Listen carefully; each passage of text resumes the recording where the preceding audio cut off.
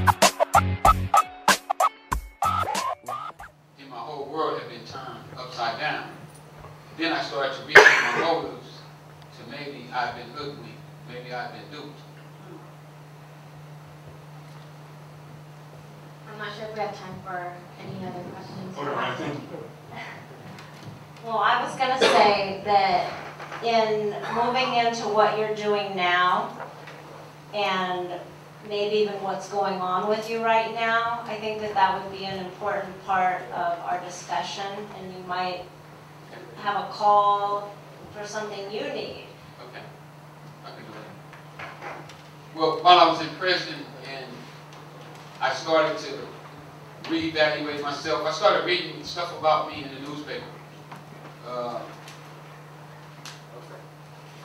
Stuff like I was the Walmart of crack cocaine.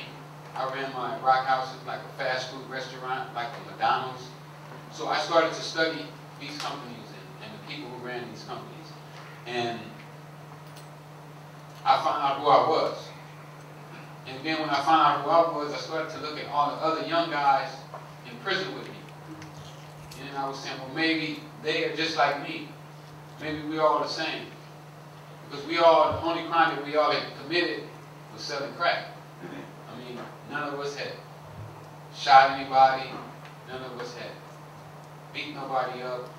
I mean, we were all crack dealers, cocaine dealers. So what I did is, after I started educating myself and I felt that I had become equipped with knowing who I was, what my purpose was in life, I decided to start sharing this with others in prison. When young guys would come in, I had a life sentence. So when other young guys would come in, would have 3 years, 5 years, 10 years, 8 years, they were all getting out before me. And I felt that they could benefit from the information that I had more than I could because I wasn't going home for it. I didn't know how long. At one time, I didn't know if I was going to ever go home. So what I did is I started study groups.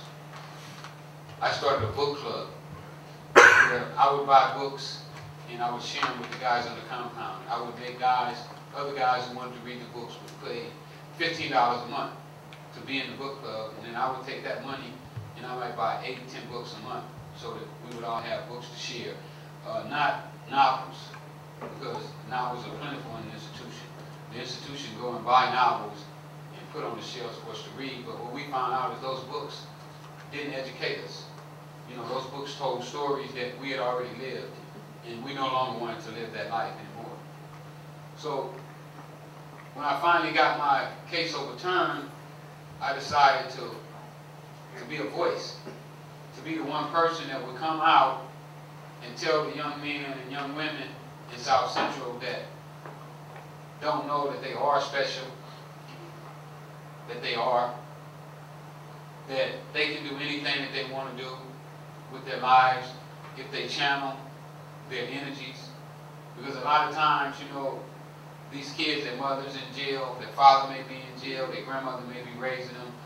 They don't have the privilege of having somebody to guide them and direct them. Because what I found out, my number one mistake was is that I went to a drug dealer and I asked him to teach me how to make money. And a lot of guys and ladies go to the wrong people to ask how to make money, how to get out of the ghetto. So what I decided is that I was going to be somebody that these young kids could come to and say, hey, Rick, teach me how to get out the ghetto. And now I could give them something that was really valuable. Because, you know, when we sold drugs, we didn't care. We didn't think we were going to, I didn't think I was going to live past 24. Going to prison was not something that I was worried about. I mean, I was prepared to go to prison. I knew I was going to go to prison. But it didn't deter me from what I was doing because I felt that that was part of my culture. All my big homies went to prison, so I'm supposed to go to prison too. Well, I want to be the one who changed all that. I want to be the one who let these kids know that even though you're at the bottom, even though they consider you dirt, that you can still rise up to the top, that you can go as high as you want to go, and not to let anybody else stop you, and stick with what you believe. Well, since I've been home, I've been doing that. I've been traveling the country speaking. It's crazy. At your own expense, by the way. Yeah, at my own expense.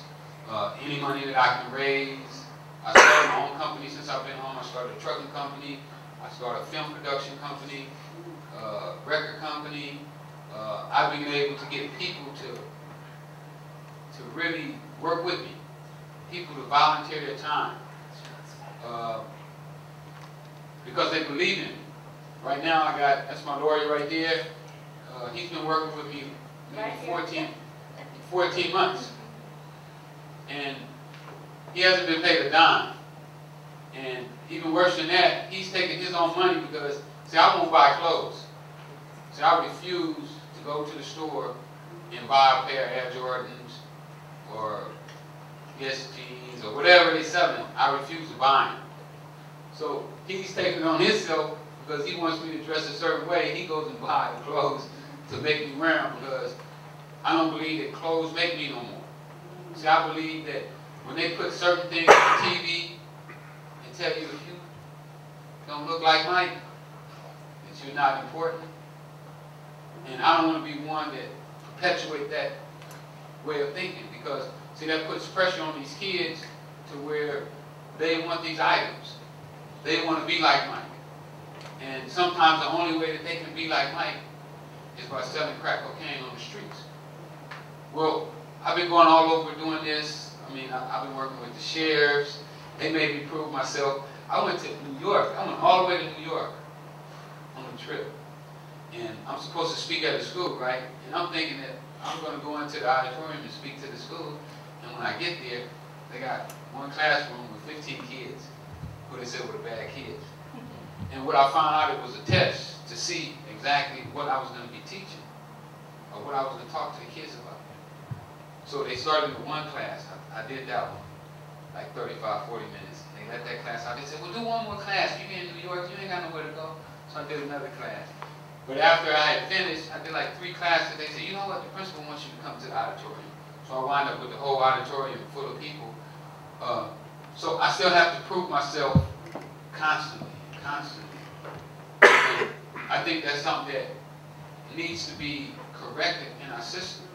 Because once a person pays their dues, then their dues should be paid. Right now, I'm going through a situation tomorrow. I'll go to court tomorrow for a parole revocation hearing.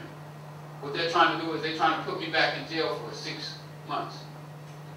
They want to do this because of a couple situations. One, I went to Philadelphia and spoke at a school. I also went to a party. And at the party, a guy that I had been in prison with showed up to the party. We took pictures. He's a rapper, so I gave him shots out in this video. Well, that video wound up on YouTube. My PO found out about it, called me in, talked to me about it. He sanctioned me 90 days, no travel, no talking to kids, no nothing for 90 days. So that went by. Then, just about 3 weeks ago, somebody called him from the institution and told him, well, you know, Rick talked to guys in prison. So he called me in. He said, do you talk to guys in prison? I said, absolutely. He said, why? I said, well, those are the guys that taught me how to read. Those are the guys who showed me how to shepherdize cases. Those are the guys who shepherdized cases for me when I couldn't. Those are the guys who taught me everything that I knew about law and enabled me to be on the street today. So, yes, I'll speak to him. So he filed to have me put back in for 6 months for me talking to these guys in prison for the phone calls or recorded. And I think that it's reserved that he's going to take the taxpayers' money to tie up in court. You know, for a court date, I imagine it probably costs $2,000 or $3,000 an hour to use one of these courthouses. The number that they say it cost when they took me to trial was absurd. I think it was like $500,000 to $700,000 to take us to trial for 2 weeks. So it's very expensive to occupy a courtroom. And what I would like for you all to think about is maybe it's time that we start thinking of different ways to fight drugs. Maybe it's time that we start thinking of different ways to do all the things that we do, because sometimes things get wore out, they get outdated. And we need new and courageous thinkers. Sometimes we have to think outside the box. And when I see the way things are working out here, I'm like, this system is broke. The system is not working.